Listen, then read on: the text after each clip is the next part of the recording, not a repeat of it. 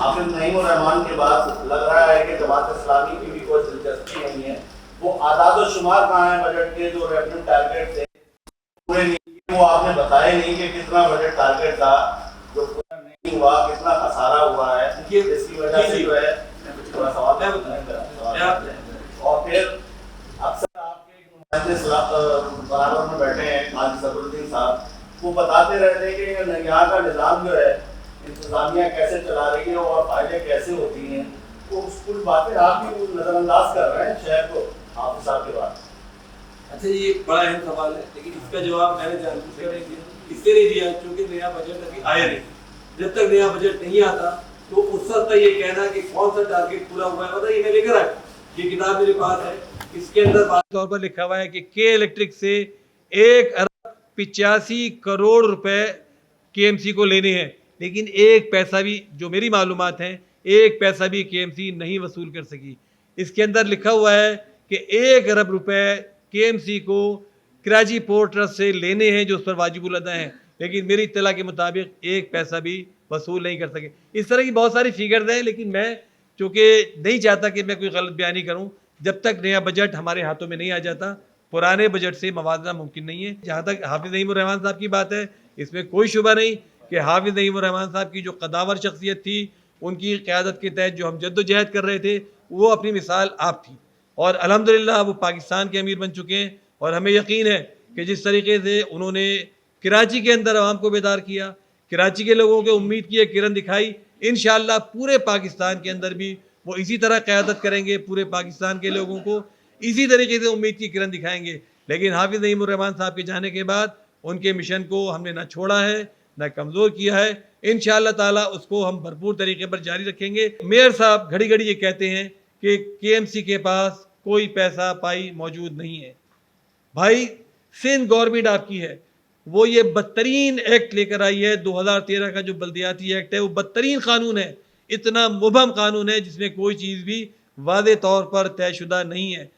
اس Peoples party کی government نے آپ کے اس ایکٹ میں تمام اختیارات واپس لے لیے، تمام ادارے چھین لیے، واٹر بورڈ آپ سے چھین لیا، سالڈ ویسٹ مینجمنٹ آپ سے چھین لی، بلڈنگ کنٹرول اتھارٹی آپ سے چھین لی، ماسٹر پلان ڈپارٹمنٹ آپ سے چھین لیا.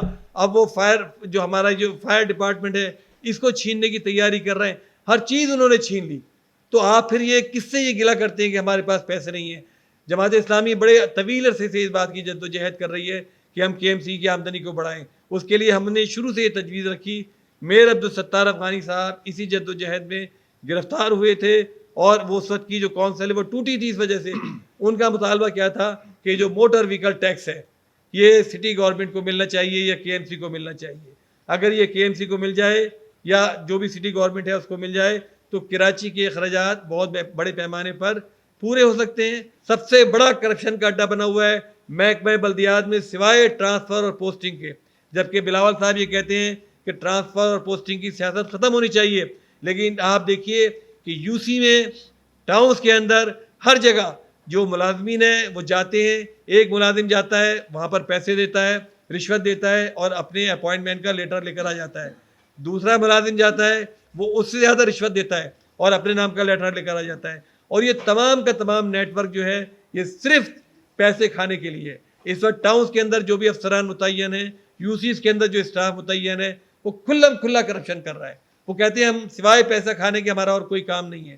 اس سے پہلے کبھی اتنی بدترین صورتحال نہیں تھی.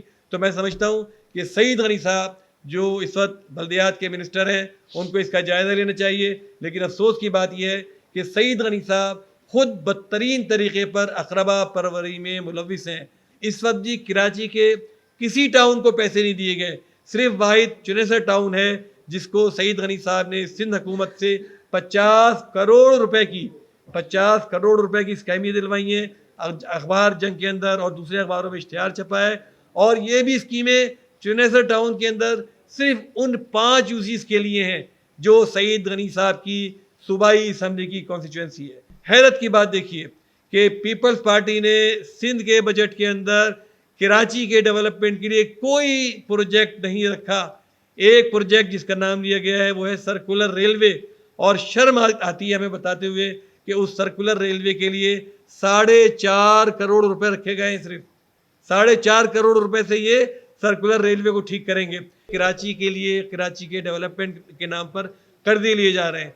दूसरा इदारा जो क्लिक इन्होंने बनाया है, उसने एक बहुत बड़ी रकम जो है वो डेवलपमेंट फंड के नाम पर ली हुई है कराची की सड़कें, पार्क और दीगर चीज़ों की तामीरात के लिए। तकरीबन 60 से लेकर 70 अरब रुपया उसके पास मौजूद है, लेकिन उसके अंदर कमीशन जो है वो 100% से भी ज़्यादा बढ़कर है।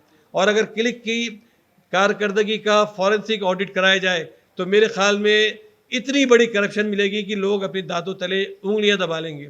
हम ये देखते हैं कि गुज़िश्ता 1 साल के अंदर कराची के अंदर वाटर एंड सीवरेज के जो मसाइल हैं वो हद से ज़्यादा बढ़ गए।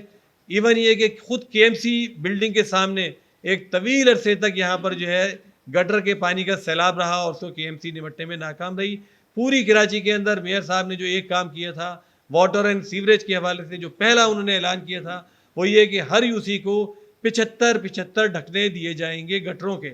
आप ये सोचिए कि ये भी एक शर्मनाक अमल था कि कराची का मेयर, पाकिस्तान के सबसे बड़े शहर का मेयर, दुनिया के 5 बड़े शहर का मेयर ये ऐलान करने के लिए एक बहुत बड़ी तकरीब मुनक़िद करता है कि हर यूसी को 75 ढकने दिए जाएंगे।